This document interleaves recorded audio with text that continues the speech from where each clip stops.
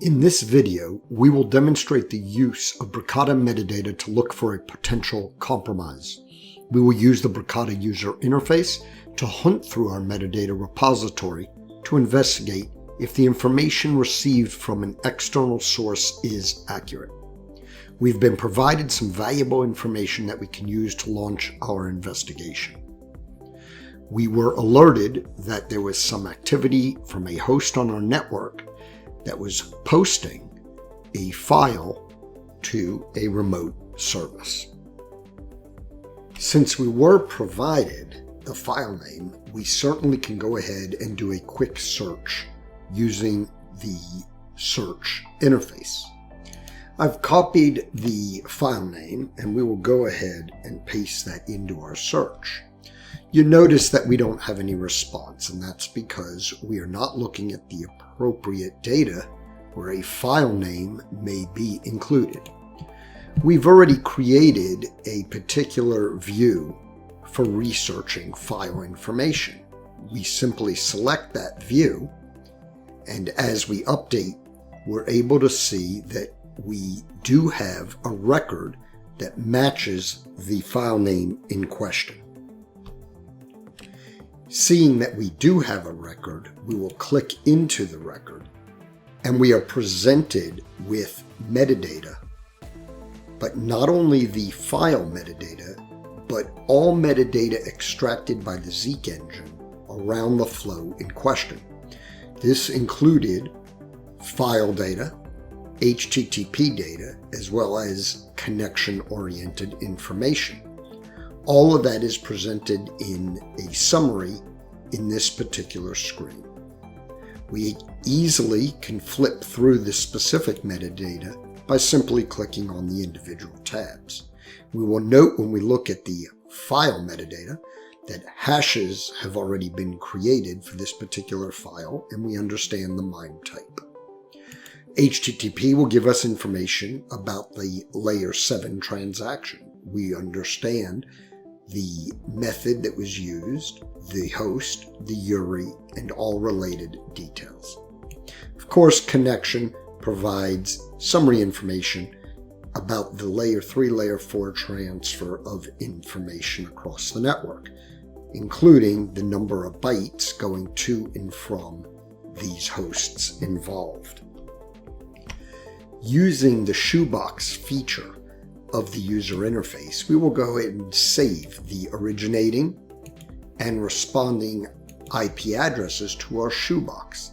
That will allow us to easily use that information as we continue to hunt through the metadata and filter different views. Because we were alerted to some possible malicious activity, we want to go ahead and understand what other communications the host on our network may have been involved in. At this point, we will reset our view and we will make use of the information we have at hand. Let's try to understand who our local host was communicating with in the network or external hosts.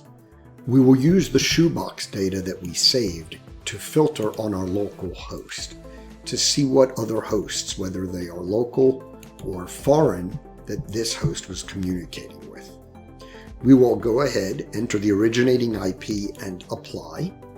Additionally, we will group all of those communications by service to understand all the services that were used. We already knew that HTTP was used. We already knew that HTML was posted. But at this point, we see a number of other services. Looking at this, we do notice that DNS seems to have an unusual number of transactions.